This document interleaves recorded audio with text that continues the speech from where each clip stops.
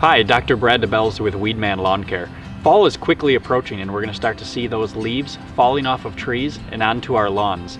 If at all possible, we want to make sure that we're mulching those leaves back into the lawn. It does two things for us. The first is it's helping us return nutrients to the lawn. Secondly, it's helping prevent some weeds where we might have thinning areas of the lawn.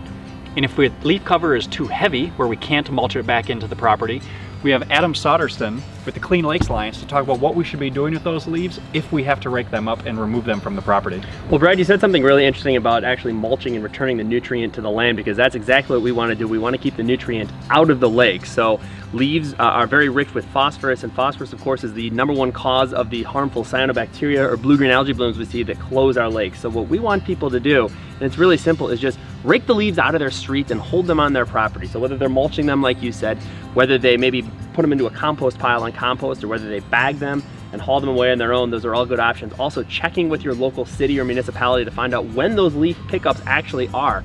It's something really simple, just leaf management. People are always asking, how can I help the lakes? Well, we can reduce urban phosphorus loading to the lake by 50% if we can just keep the leaves out of the street where that water is going to run through them. So one of the reasons we really want to keep leaves out of the street is because they end up collecting in storm drains. And if you take a look down here at the storm drain, you see it's completely covered with all the leaves, and when water comes from a rainstorm, it actually will go right through that leaf. It's going to take the nutrient with it, the phosphorus, into our storm sewers, which all empty into the lake.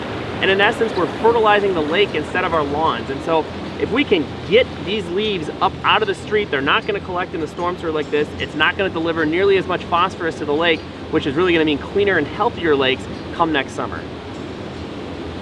If you have any questions about fall leaf cleanup or mulching leaves into your lawn, visit our website at weedmanusa.com.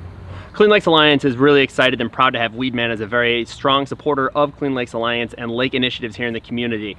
Now, if you'd like to learn more about leaf care at your own home and on your lawn, log on to cleanlakesalliance.org/leaves for some of the best tips homeowners can do this fall.